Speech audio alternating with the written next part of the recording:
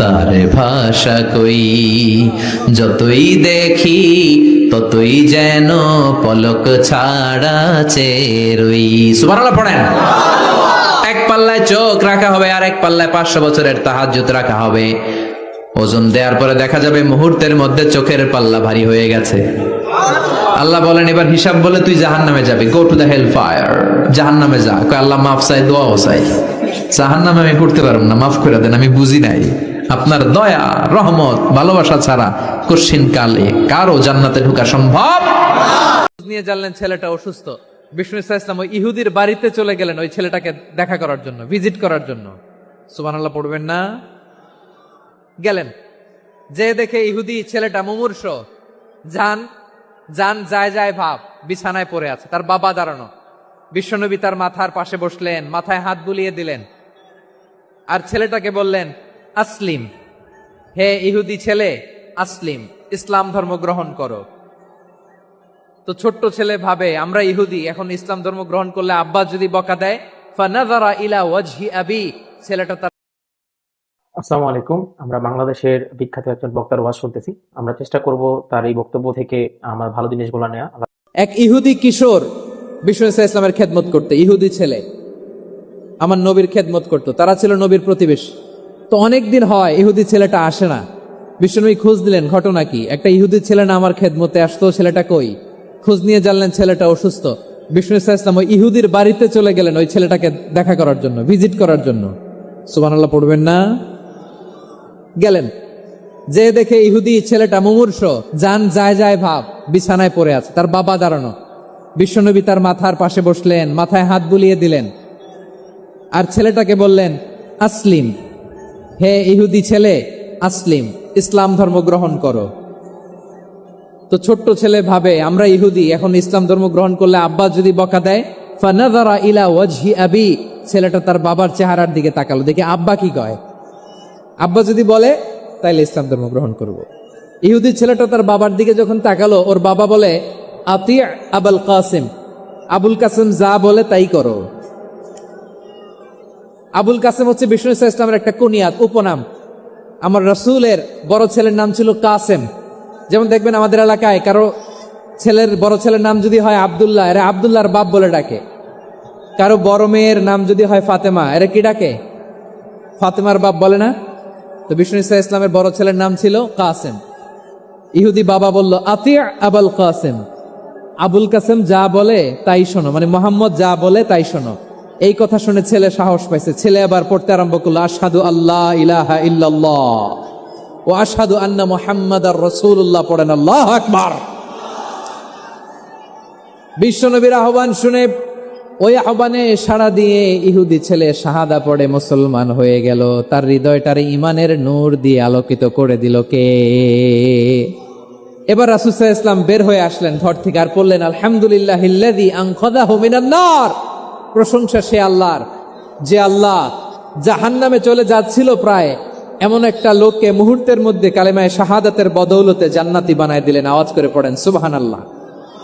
বিষ্ণু ইসলামের স্ত্রীর নাম ছিল আয়েশা রাদিয়াল্লাহু তাআলা আনহা, আবু বকর রাদিয়াল্লাহু তাআলা আনহুর মেয়ে। আবু বকর রাদিয়াল্লাহু তাআলা আনহুর আরেক মেয়ের নাম হচ্ছে আসমা।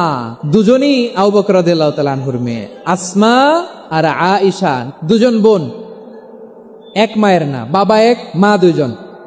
আয়েশা রাদিয়াল্লাহু তাআলা আনহার মায়ের নাম উম্মে রুমান, আর আসমা রাদিয়াল্লাহু তাআলা আনহার মায়ের নাম কুতাইলা বিনতে আব্দুল উজ্জা। আবু বকর রাদিয়াল্লাহু তাআলা আনহু 4টা বিয়ে করেছিলেন। একই ঘটনা ঘটেছে এই ফ্যামিলিতে। আসমা ইসলাম ধর্ম গ্রহণ করে মুসলিমা, কিন্তু তার মা কোতাইলা মুশরিকা। আই রিপিট, বোঝার জন্য আমি আবারও বলি, আসমা রাদিয়াল্লাহু তাআলা আনহা মুসলিমা, আর আসমার মা কোতাইলা মুশরিকা। তার মানে মেয়ে মুসলিম, মা অমুসলিম। ভেজাল আছে না নাই? কিন্তু কোতাইলা আর ধৈর্য ধারণ করতে পারে না। নার ছেড়া ধন, কলিজার টুকরা ধন, কলিজার টুকরা সন্তান আসমারে দেখতে বড্ড মন চায়। সাইয়েদানা আসমা রাদিয়াল্লাহু তাআলা আনহা মক্কা থেকে হিজরত করে মদিনায় চলে গেলেন হুদাইবিয়ার পর। যখন মক্কা মদিনার ট্রাফিক স্বাভাবিক হলো, মক্কার লোক মদিনায় যায়, মদিনার লোক মক্কায় আসে। কোচাইলা কলিজার টুকরা সন্তান আসমারে দেখার জন্য কিছু উপহার নিয়ে বিশাল মরু পথ পাড়ি দিয়ে মক্কা থেকে মদিনায় যায়। সুবহানাল্লাহ বলেন। এখন মা আসছে মেয়ের সাথে দেখা করতে, মেয়ে তো আর দেখা দেয় না। মেয়ে ভাবছে আমার মা তো মুশরিকা, অপবিত্রা, তার সাথে কি দেখা দেয়া যাবে? বিশ্বনবীর দরবারে চলে গেলেন। সুবহানাল্লাহ বলেন। কি সৌভাগ্যবান ছিল তারা, মাসলা জানার দরকার হলেই নবীর দরবারে চলে যেত। ঘরে বউয়ের সাথে ঝগড়া হলে নবীর দরবারে চলে যেত। অনেক সাহাবী বলে আমার পেটে ক্ষুধা লাগলো আমি নবীর কাছে চলে যেতাম, কারণ নবীর চেহারার দিকে তাকালেই আমার পেটের ক্ষুধা মিটে যেত। সাইয়েদানা আসমা রাদিয়াল্লাহু তাআলা আনহা বিশ্বনবীর কাছে চলে গেলেন, যে বললেন ইয়া রাসূলুল্লাহ হে ইয়া হাবিবাল্লাহ ইন্না উম্মি কাদিমাতুন ইলাইয়া ওয়া হিয়া রাগিবা। আমার মা মক্কা থেকে অনেক দূর মরুর পথ পাড়ি দিয়ে উপহার সামগ্রী নিয়ে মদিনায় আমার সাথে দেখা করতে এসেছে গো নবী। আমার জানতে বড্ড ইচ্ছে হয় আমি আমার মুশরিকা মায়ের সাথে একটু দেখা করতে পারবো কিনা। আফা আসিলুহা, আগে যেমনি আমি আমার মায়ের সাথে ভালো আচরণ করতাম, যেমনি আমি আমার মায়ের সাথে সদাচরণ করতাম গো নবী, এখন আমি মুসলিমা মা মুশরিকা, এখনো কি আগের মতো সদাচরণ করতে পারবো নাকি? বিশ্বনবী বললেন নাম সিলিহা, হ্যাঁ রে আসমা, অবশ্যই অবশ্যই, আগে ঠিক যেমন তুমি তোমার মায়ের সাথে ভালো আচরণ করতে এখনো তেমনি আগের মতো ভালো আচরণ করবা। আওয়াজ করে পড়েন সুবহানাল্লাহ। সপ্তম হিজরিতে বিষ্ণু ইসলাম সব সুপার পাওয়ারের কাছে চিঠি দিলেন, রোমান সম্রাটের কাছে, পারস্য অধিপতির কাছে, মিশরের অধিপতির কাছে, সবার কাছে চিঠি লিখলেন। চিঠির ভাষা ছিল এরকম, মিন মুহাম্মাদিন রাসূলিল্লাহ ইলা মুকাউকিস আযীমিল কিবত, মুহাম্মদ রাসূলুল্লাহর পক্ষ থেকে মিশরের বাদশার কাছে, আসলিম তাসলাম, ইসলাম মানো শান্তিতে থাকবা, সালামুন আলা মান ইত্তাবা আল হুদা, শান্তি তার জন্য যে হেদায়েতের অনুসরণ করে। সুবহানাল্লাহ পড়েন। তো এই চিঠি অনেকে ভালোভাবে রিসিভ করেছে, অনেকে এই চিঠি পাওয়ার পরে নবীর কাছে আবার ইন রিটার্ন উপহার পাঠিয়েছে। কি পাঠিয়েছে? উপহার। মিশরের বাদশাহ মুকাউকিস তিনি বিশ্বনবীকে বিশাল এক উপহারের ডালি পাঠিয়েছেন। মিশরের বাদশাহ মুকাউকিস ছিলেন ধর্মে খ্রিস্টান। লালমনিরহাটের ভাইয়েরা আওয়াজ করে বলেন, মিশরের বাদশাহ ধর্মে কি ছিল? খ্রিস্টান। কি উপহার দিয়েছিল আমার নবীকে? শুনতে মনে চায়? 1000 স্বর্ণমুদ্রা। 1000 স্বর্ণমুদ্রা। 2টা খ্রিস্টান দাসী, একজনের নাম মারিয়া বিনতে শামউন আল কিবতিয়া, আরেকজনের নাম সিরিন বিনতে শামউন আল কিবতিয়া। একজন খ্রিস্টান দাস 20 থান কাপড় জামা বানানোর জন্য, আমরা নবী যেন সেলাই করে জামা বানাতে পারে এজন্য 20 থান কাপড়, 20 থান ফাইন গার্মেন্ট। সুবহানাল্লাহ পড়বেন না? এরপরে একটা গাধা যেটার নাম ছিল উফাইর, আর একটা খচ্চর, এটার নাম ছিল দুলদুল। খচ্চর চিনেন? গাধা আর ঘোড়ার ক্রসিং এ যে প্রাণীটা দুনিয়াতে আসে ওটার খচ্চর বলে। তো এই যে সুপার পাওয়ার খ্রিস্টান বাদশার কাছে নবী চিঠি লিখলেন, ওই খ্রিস্টান বাদশাহ আমার নবীকে উপহার দিল। বিশ্বনবী এই উপহারগুলো সানন্দে গ্রহণ করেছে। সুবহানাল্লাহ পড়বেন না? তাহলে অমুসলিম কেউ যদি আপনাকে উপহার দেয়, হালাল উপহার হলে আপনি গ্রহণ করতে পারবেন। অনুরূপভাবে পারস্যের বাদশাহ রোম সম্রাট বিশ্বনবীকে উপহার পাঠিয়েছেন, আমার নবী সবগুলো উপহার গিফট গ্রহণ করেছেন। সুবহানাল্লাহ বলেন। তাহলে প্রিয় লালমনিরহাট আওয়াজ করে বলুন, ইসলাম কি ন্যারো মাইন্ডেড রিলিজিয়ন না ব্রড মাইন্ডেড?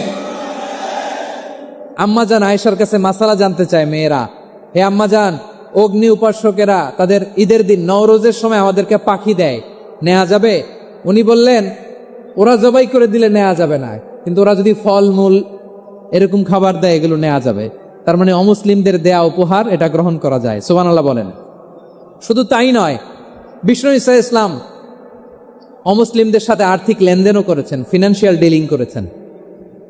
অমুসলিমদের সাথে প্রয়োজনে আপনি ফিনান্সিয়াল ডিলিং করতে পারবেন। আমরা প্রায় দেখি বাজারের মিষ্টির দোকানগুলো আমার হিন্দু ভাইদের। লালমনিরহাটে মিষ্টির দোকান, দইয়ের দোকান কারা চালায়? হিন্দুরা চালায় না। তারপরে যে বারবার শপ, চুল কাটে যে নাপিত, অধিকাংশ নাপিতের দোকানে কারা? আমার হিন্দু ভাইরা। তা আপনি চুল কাটতে পারবেন কিনা? পারবেন কিনা বলেন? পারবেন। তার দোকান থেকে দই মিষ্টি কিনতে পারবেন কিনা? হ্যাঁ, আমার মুসলিম ভাইয়ের দোকান থাকলে ওইটারে আমি বেশি প্রায়োরিটি দিব, ঠিক কিনা? কিন্তু যদি তাদের সার্ভিস নিতে চান, প্রোডাক্ট নিতে চান, পারবেন। তার দলিল সহিহ বুখারী, আম্মা জান আয়েশা রাদিয়াল্লাহু তাআলা আনহা বলেন, ইশতারা রাসূলুল্লাহ সাল্লাল্লাহু আলাইহি ওয়াসাল্লাম মিন ইয়াহুদিয়িন তুআমান ওয়া রাহানাহু দিরআহু মিন হাদিদ। রাসূল সাল্লাল্লাহু আলাইহি ওয়াসাল্লাম এক ইহুদির কাছ থেকে, কার কাছ থেকে? আমার নবী, পেয়ারা নবী এক ইহুদির কাছ থেকে জব কিনেছিল, জব, বার্লি, যেটা দিয়ে রুটি বানায়। ওই জবের দাম দেওয়ার টাকা পয়সা নবীর কাছে ছিল না, ফলে নবী ওনার একটা পোশাককে মর্গেজ রেখেছিলেন, মর্গেজ, বন্ধক, যে এখন এটার দাম দিতে পারবো না, কয়েক কেজি বার্লি নিয়ে যাই আর বন্ধক হিসেবে আমার জামাটা রেখে গেলাম, যেদিন দাম দিব ওই দিন জামাটা ছুটায় নিয়ে যাব। বাকিতে নিছিলেন, বাকিতে। দিরআহু মিন হাদিদ, লোহার তৈরি বর্ম, মানে যুদ্ধের পোশাক, লোহা দিয়ে বানানো। বিশ্বনবী বললেন, কয়েক কেজি জব দাও, টাকাটা পরে দিব, এখন টাকা নাই, বন্ধক হিসেবে, মর্গেজ হিসেবে আমার জামা রেখে গেলাম, যখন টাকা দিব জামা ছুটায় নিব। আওয়াজ করে বলতে হবে সুবহানাল্লাহ। এ থেকে বোঝা গেল অমুসলিমদের সাথে ফিনান্সিয়াল ডিলিং করা যায়, অর্থনৈতিক লেনদেন করা যায়, কেনাবেচা করা যায়, প্রোডাক্ট কেনা যায়। এমনকি আমাদের মসজিদে নববীতে বারান্দায় আপনারা একটা অটোমেটিক ফ্লাইং আমব্রেলা দেখছেন? সূর্য যখন বাড়ে মসজিদে নববীর বারান্দায় ইয়ার্ডের মধ্যে অটোমেটিক্যালি কিছু আমব্রেলা আছে, সাঁ করে খুলে যায়, আর সূর্যের তাপ লাগে না। আবার সন্ধ্যাবেলায় এই আমব্রেলাগুলো ওরা ক্লোজ করে ফেলে, দেখেন নাই না? দেখছেন? এই মসজিদে নববীকে সর্বোচ্চ উন্নত মানের কনস্ট্রাকশন ইনফ্রাস্ট্রাকচারে ডেভেলপ করার জন্য কর্তৃপক্ষ কিছু অমুসলিম ইঞ্জিনিয়ারের, ডিজাইনারের সহায়তা নিয়েছিল। সুবহানাল্লাহ বলেন। কোন দলিলের ভিত্তিতে? এই দলিলের ভিত্তিতে যে বিষ্ণু ঈসা ইসলাম অমুসলিমদের সাথেও লেনদেন করেছেন। আওয়াজ করে বলতে হবে আল্লাহু আকবার। শুধু তাই নয়, ইন কেস অফ ইমার্জেন্সি, প্রয়োজনে ইসলামের খাতিরে, ইসলামকে সামনের দিকে এগিয়ে নিয়ে যাওয়ার জন্য অমুসলিমদের সাপোর্ট নেওয়া জায়েজ আছে। সুবহানাল্লাহ বলেন। অমুসলিমদের সাপোর্ট নেয়া, তাদের থেকে অর্থ নেয়া, পলিটিক্যাল সাপোর্ট, পলিটিক্যাল অ্যাসাইলাম নেওয়া জায়েজ আছে। খুলনাতে সর্বশেষ যে আমি প্রোগ্রাম করে গেলাম, সেখানে কয়েকশো হিন্দু ভাই আসছে আমাদের আলোচনা শুনতে, আলহামদুলিল্লাহ। অনেক বৌদ্ধরা আসে, অনেক খ্রিস্টানরা আসে। এবার সফরেও অনেক হিন্দু ভাইরা আমার সাথে দেখা করেছে, তারা বলেছে, হুজুর আমরা আপনার আলোচনা শুনি, আলহামদুলিল্লাহ বলেন। So it's our responsibility to present our religion to our non-Muslim brothers and sisters. আদতে বাংলাদেশের ইতিহাস বলে আমাদের দেশে কোনো দাঙ্গা নাই, আছে? লালমনিরহাটের ভাইয়ের আওয়াজ করে বলেন, আমাদের দেশে হিন্দু মুসলিম দাঙ্গা আছে? আমরা ভাই ভাই, আওয়াজ করে বলুন তো, আমরা কি ভাই ভাই? কিন্তু কিছু দুষ্ট লোক আছে, তারা আমাদের সম্পর্কের মধ্যে ফাটল ধরাতে চায়, ঠিক কিনা বলেন? মাঝে মাঝে ঝগড়া লাগাতে চায়।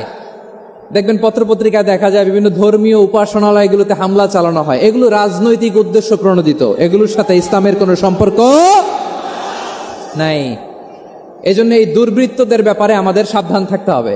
আমরা সবসময় যেমনি ঐক্যবদ্ধ, ইউনাইটেড, আমরা যদি এরকম ইউনাইটেড থাকি, এই সমস্ত দুর্বৃত্তদের কালো হাত ভেঙে দিতে আমাদের 1 ঘন্টাও লাগবে না। চিল্লায় বলো ঠিক কি না? আমরা সংঘবদ্ধ থাকবো। এই যে আমাদের পিসফুল কো এক্সিস্টেন্স, শান্তিপূর্ণ সহাবস্থান। হিন্দুরা পূজা করে, যেদিন হিন্দুদের পূজা অনুষ্ঠান, আমরা ওই দিন তাফসির মাহফিল করি না, ঠিক কিনা বলেন? যেদিন আমাদের তাফসিরুল কোরআনের প্রোগ্রাম, ওই দিন আমাদের হিন্দু ভাইরা ডিস্টার্ব করে না। সুবহানাল্লাহ। হিন্দুদের পূজা অনুষ্ঠানে মাদ্রাসার ছাত্র যে পাহারা দেয়, গোটা বিশ্বে এরকম দৃষ্টান্ত, নজির বিরল, ঠিক কিনা বলেন? আইন শৃঙ্খলা বাহিনীর পাশাপাশি মাদ্রাসার ছাত্ররা যে সেখানে পাহারা দেয়, গোটা পৃথিবীতে এই দৃষ্টান্ত আপনি পাবেন। মাদ্রাসার ছাত্ররা, তারা তো কোরআনের ধারক, তারা হাদিসের ধারক, তারা কেন মন্দির পাহারা দিবে? এই সম্প্রীতিকে ধরে রাখার জন্য, এই সৌহার্দ্যকে ধরে রাখার জন্য, আমাদের পারস্পরিক ভালোবাসাকে অটুট রাখার জন্য। আওয়াজ করে বলতে হবে ঠিক কিনা? এখন বলেন, আমাদের এই ভালোবাসা অটুট থাক, আমরা চাই কি চাই না? আমরা হিন্দু মুসলিম মিলেমিশে শান্তিপূর্ণ সহাবস্থান, সাম্প্রদায়িক সম্প্রীতি। লালমনিরহাটের ভাইয়ের আওয়াজ করে বলুন, এই সাম্প্রদায়িক সম্প্রীতি আমরা চাই কি চাই না? আল্লাহ এই দেশকে তুমি বরকতময় করো, বাংলাদেশকে তুমি শান্তিময় করো। আওয়াজ করে সবাই বলেন আমিন। এই জায়গাটাতে সামান্য একটু আওয়াজ হচ্ছিল, এটাও থেমে গেছে। আলহামদুলিল্লাহ, আলহামদুলিল্লাহ। এখন একেবারে everything is in my control. মাশাআল্লাহ। ঠিক আছে, আমি মূল আলোচনায় যাই। প্রিয় ভাইরা, আমি বলেছিলাম আমার আলোচনার বিষয় হচ্ছে শান্তিপূর্ণ সহাবস্থান, সাম্প্রদায়িক সম্প্রীতি। আমরা দেখব ইসলাম আমাদেরকে কি কি দিক নির্দেশনা দেয়। আমি আপনাদের খেদমতে সূরাতুল আনআমের 108 নম্বর আয়াত তেলাওয়াত করেছি। এখানে আল্লাহ রাব্বুল ইজ্জা ওয়াল জালাল তিনি ইরশাদ করছেন, ওয়ালা তাসুব্বুল্লাযীনা ইয়াদউনা মিন দুনিল্লাহি ফায়াসুব্বুল্লাহা আদওয়াম বিগাইরি ইলম কাযালিকা যায়্যান্না লিকুল্লি উম্মাতিন আমালাহুম সুম্মা ইলা রাব্বিহিম মারজিউহুম ফায়ুনাব্বিউহুম বিমা কানু ইয়ামালুন। রব্বুল আলামিন বলেন, গোলাম ও আমার ইমানদার বান্দারা শোনো শোনো, ও আমার বিশ্বাসী বান্দারা শোনো শোনো, লা তাসুব্বুল্লাযীনা ইয়াদউনা মিন দুনিল্লাহ ফায়াসুব্বুল্লাহা আদওয়াম বিগাইরি ইলম। ও আমার বিশ্বাসী বান্দারা, যারা আল্লাহকে ব্যতি রেখে, আল্লাহকে বাদ দিয়ে অন্য উপাস্যকে ডাকে, দেবীর পূজা করে, দেবতাদের পূজা করে, তোমরা খবরদার তাদের গালি দিও না। আওয়াজ করে বলেন, কি দিও না? আল্লাহ বলেন, ও বিশ্বাসীরা শোনো, যারা আল্লাহকে বেছে রেখে দেবীর পূজা করে, অন্য উপাস্যের পূজা করে, তাদেরকে ডাকে, ওই দেবতাদেরকে তোমরা গালি দিও না। যদি ওই দেবতাদেরকে গালি দাও তাহলে ভুলবশত, শত্রুতাবশত তারা তোমাদের রব আল্লাহকে গালি দেবে। ঠিক কিনা? তোমরা যদি তাদের দেবতাদের গালি দাও, ওরা রেগে তোমার আল্লাহরে গালি দিবে, তাহলে আল্লাহরে গালি খাওয়ানোর কারণ হয়ে গেলাম আমি। ঠিক কিনা বলেন? রব্বুল আলামিন বলেন, খবরদার বিশ্বাসীরা, আল্লাহ ছাড়া যারা অন্যান্য উপাস্যদেরকে ডাকে, দেবতাদেরকে ডাকে, তাদেরকে তোমরা গালি দিও না। ওই সমস্ত দেবতাদেরকে যদি তোমরা গালি দাও তাহলে তারা আল্লাহকে গালি দিবে। ঠিক কিনা বলেন? আমরা দেবতাদের গালি দিলে ওরা আল্লাহকে গালি দিবে। রব্বুল আলামিন বলেন, খবরদার দেবতাদেরকে গালি দিও না, তাহলে ওরা এই পৃথিবীতে অন্যান্য উপাস্যদেরকে ডাকে, দেবতাদেরকে ডাকে, তাদেরকে তোমরা গালি দিও না। ওই সমস্ত দেবতাদেরকে যদি তোমরা গালি দাও তাহলে তারা আল্লাহকে গালি দিবে। ঠিক কিনা বলেন? আমরা দেবতাদের গালি দিলে ওরা আল্লাহকে গালি দিবে। রব্বুল আলামিন বলেন, খবরদার দেবতাদেরকে গালি দিও না, তাহলে ওরা তোমার রব আল্লাহরে গালি দেবে। প্রতিটি জাতির জন্য তাদের কাজকে আমি আল্লাহ সুশোভিত করে রেখেছি। তারা সবাই একদিন আমার কাছেই ফিরে আসবে। এরপর আমি রব্বুল আলামিন তাদের আমলনামা তাদেরকে জানিয়ে দেব। সুবহানাল্লাহ পড়ে। অন্য ধর্মের দেবতাদেরকে যে গালি দেয়া যাবে না, এই আদেশটা কার? আরো জোরে বলুন, কার? গালি দিবেন কোন দেবতাকে? দিবেন?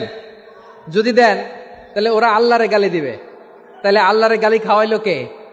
আপনি। ঠিক কিনা বলেন? আমি আল্লাহকে গালি খাওয়ানোর কারণ হলাম। কারণ আমি যদি গালি না দিতাম ওরা আমার রবকে গালি দিত না। আওয়াজ করে বলেন ঠিক কিনা? তাহলে প্রিয় ভাইয়েরা, ইসলাম আমাদেরকে শিখায়, সূরাতুল আনআমের 108 নম্বর আয়াত থেকে আমরা বুঝলাম, কোন ধর্মকে ছোট করা যাবে না। অন্য ধর্মকে ছোট করা মানে ইসলামকে ছোট করা। অন্য ধর্মের দেবতাকে গালি দেওয়া মানে আল্লাহকে গালি খাওয়ানো। আওয়াজ করে বলেন ঠিক কিনা? খবরদার, এটা করা যাবে না। আর অন্য ধর্মের দেবতাকে যদি আপনি গালি দেন, ওরা ইসলাম থেকে দূরে সরে যাবে। যাও ইসলামের প্রতি আকৃষ্ট হয়েছিল আর কোনোদিন ইসলামের ধারে কাছে আসবে না। আওয়াজ করে বলেন ঠিক কিনা? এজন্য কখনো কোনোদিন অন্য ধর্মের দেবতাদেরকে গালি দেয়া যাবে না। অন্য ধর্মের কোন দেবতাদেরকে আমরা গালি দিব না, গালি দিব না, বরং ইসলামের beauty, the beauty of Islam, ইসলামের সৌন্দর্যকে আমরা তুলে ধরব। আমরা যদি বিশ্বনবী সাল্লাল্লাহু আলাইহি ওয়াসাল্লামের জীবনের দিকে তাকাই তাহলে আমি দেখব বিষ্ণু ইসলাম মক্কাতে কিংবা মদিনাতে অন্য ধর্মের লোকদের সাথে খুব পিসফুলি লাইফ লিড করেছেন। হোক মুশরিক, হোক খ্রিস্টান, হোক ইহুদি, বিশ্বনবী সবার সাথে মিলেমিশে ছিলেন। আলহামদুলিল্লাহ বলেন। ইসলাম হচ্ছে পিসফুল রিলিজিয়ান। অন্য ধর্মের প্রতি সহনশীলতার সবক ইসলাম আমাদেরকে দেয়। কিন্তু প্রতিটি মুসলিমের এটা মনে রাখতে হবে, আল্লাহর কাছে পছন্দনীয় গ্রহণযোগ্য ধর্ম জীবনাদর্শ একটি, সেটা হচ্ছে ইসলাম। আওয়াজ করে বলেন সেটা কি? লালমনিরহাটের ভাইয়েরা আওয়াজ করে বলুন, আল্লাহর কাছে মনোনীত ধর্ম একটি, সেটা কি? এজন্য রব্বুল আলামিন বলেন, ইন্নাদ-দীনা ইনদাল্লাহিল ইসলাম, আল্লাহর কাছে মনোনীত গ্রহণযোগ্য অ্যাকসেপ্টেড ধর্ম মতাদর্শ একটা, সেটা হলো ইসলাম। ইসলাম ছাড়া অন্য কোন ধর্ম যদি কেউ তালাশ করে, তার ওই ধর্ম আল্লাহ গ্রহণ করবে না। ওমাইয়াবতাগি গায়রাল ইসলামি দীনান ফালাই ইউকবালা মিন ওয়া হুয়া ফিল আখিরাতি মিনাল খাসিরিন।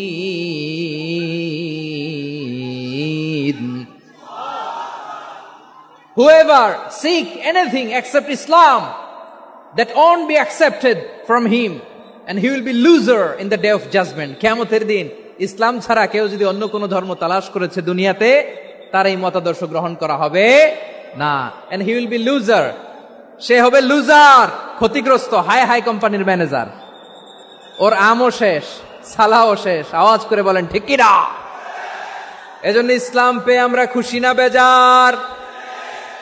প্রত্যেক নামাজ শেষে আমরা আল্লাহরে বলি, আল্লাহ রাদিতু বিল্লাহি রাব্বা ওয়া বিল ইসলামি দীনা ওয়া বি মুহাম্মাদিন নাবিয়ান ওয়া রাসূলা। ও আল্লাহ, তোমারে রব হিসেবে পেয়ে আমরা খুশি। ও আল্লাহ, ইসলামকে ধর্ম হিসেবে পেয়ে আমরা খুশি। বিশ্বনবীকে আমাদের রাসূল পেয়ে আমরা খুশি। ঠিক কিনা বলেন? ইসলাম ছাড়া অন্য কোনো ধর্ম আমরা গ্রহণ করব না। ঠিক কিনা বলেন? আল্লাহর কাছে অ্যাকসেপ্টেড রিলিজিয়ান একটা, সেটা ইসলাম।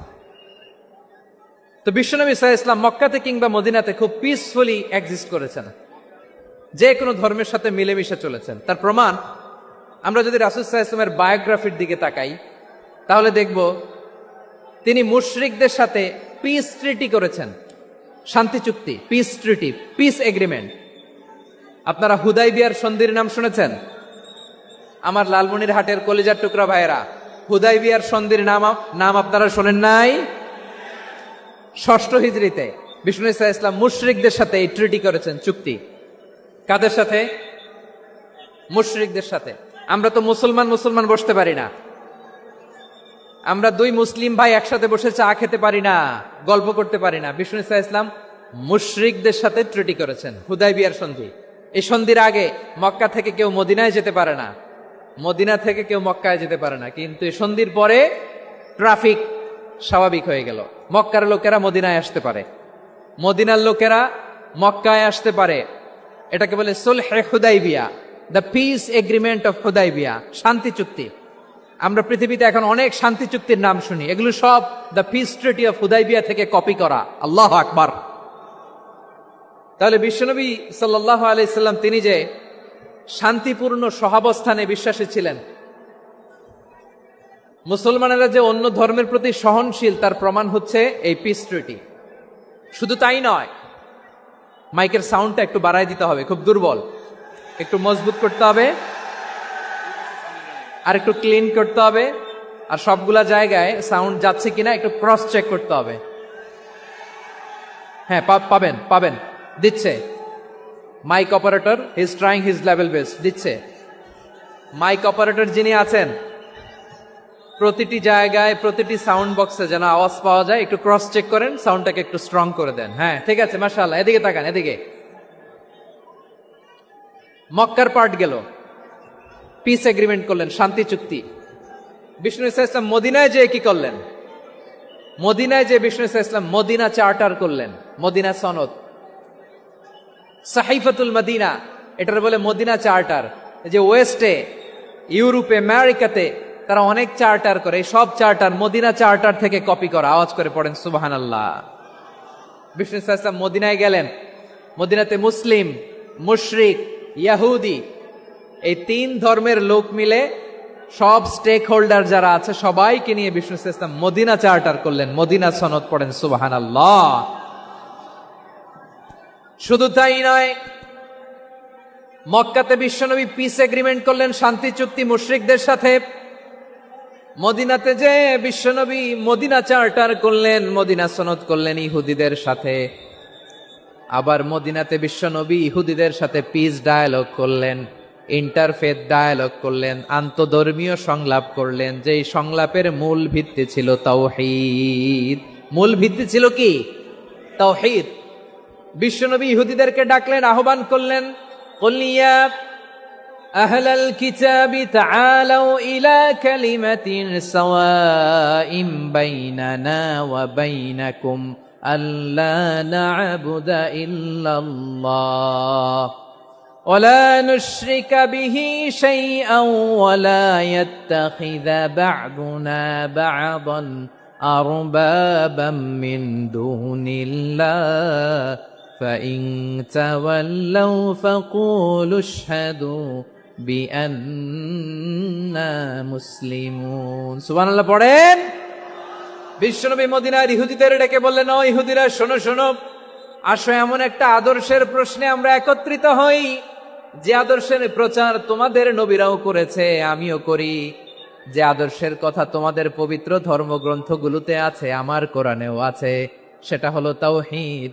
আমরা এক আল্লাহ ছাড়া কারো ইবাদত করব না, আল্লাহর সাথে কাউরে শরীক করব না। বিগাইরি তিবি নাফসিন ওয়া আনা হাজিজুহু ইয়াউমাল কিয়ামা। খবরদার, জেনে রেখো, কেউ যদি কোনো সংখ্যালঘুর উপরে অত্যাচার করে, কোনো সংখ্যালঘুর প্রাপ্য থেকে যদি কেউ কাউকে ঠকায়, সংখ্যালঘুর উপর যদি কেউ কষ্ট দেয়, কোনো সংখ্যালঘুর সম্পদ যদি কেউ জোর করে কেড়ে নেয়, আমি কিয়ামতের দিন বিশ্বনবী ওই সংখ্যালঘুর পক্ষে আর ওই মুসলমানদের বিপক্ষে বাদী হয়ে দাঁড়াবো।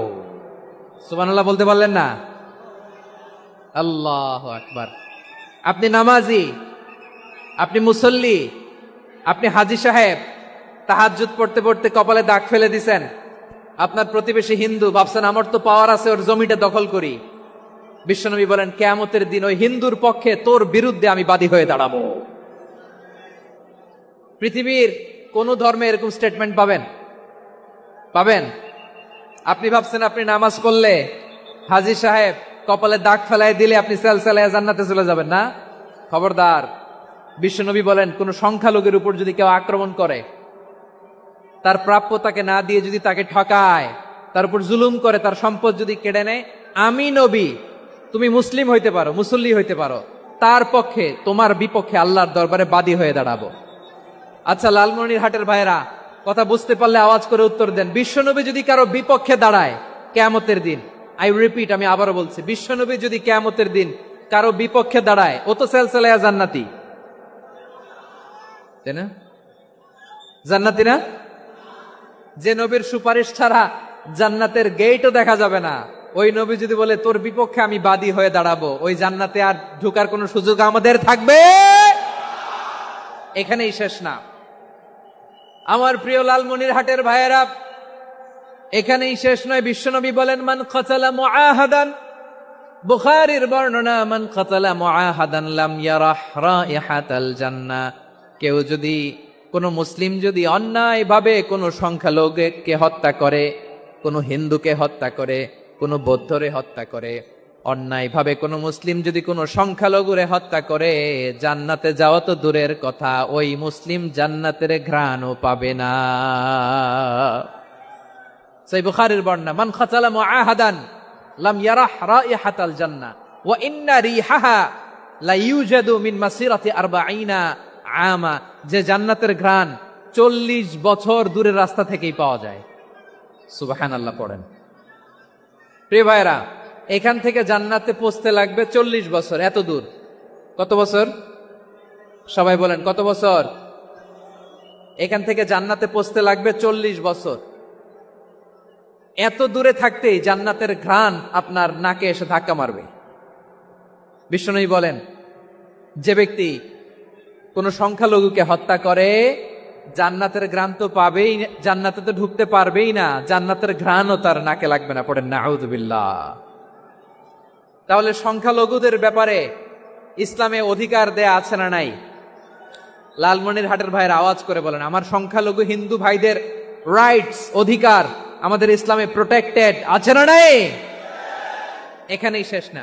বিষ্ণু ইসলাম আপনার অমুসলিম প্রতিবেশীর সাথে ভালো আচরণ করতে বলেছে। আমাদের হয় না এটা মুসলিম পাড়া ওটা বৌদ্ধ পাড়া, হয় না?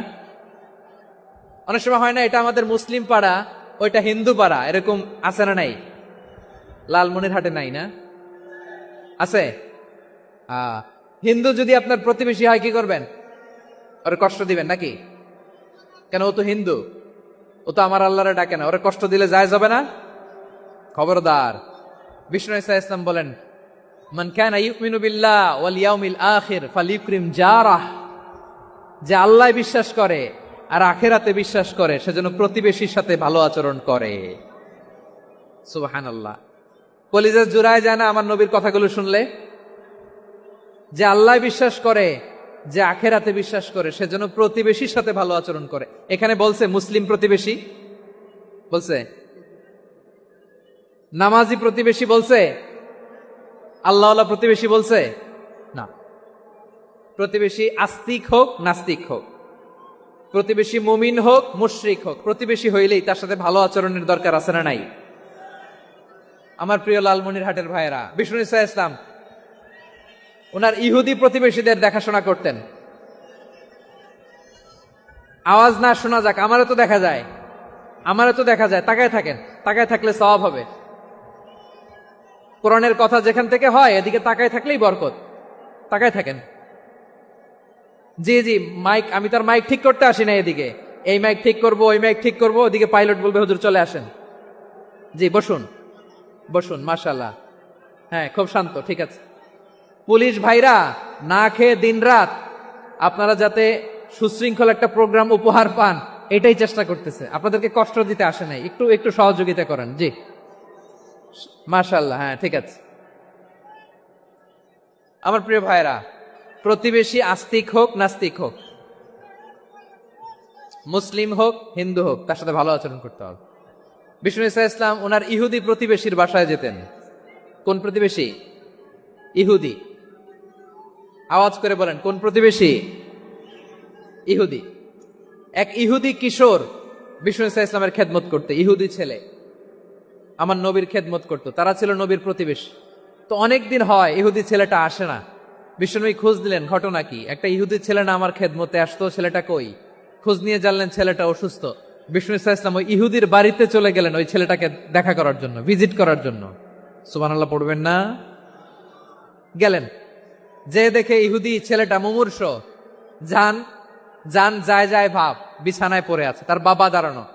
বিশ্বনবী তার মাথার পাশে বসলেন, মাথায় হাত বুলিয়ে দিলেন, আর ছেলেটাকে বললেন আসলিম, হে ইহুদি ছেলে আসলিম, ইসলাম ধর্ম গ্রহণ করো।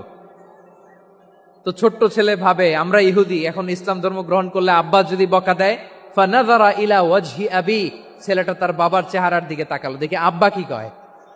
আব্বা যদি বলে তাইলে ইসলাম ধর্ম গ্রহণ করব। ইহুদি ছেলেটা তার বাবার দিকে যখন তাকালো, ওর বাবা বলে আতি আবুল কাসিম, আবুল কাসিম যা বলে তাই করো।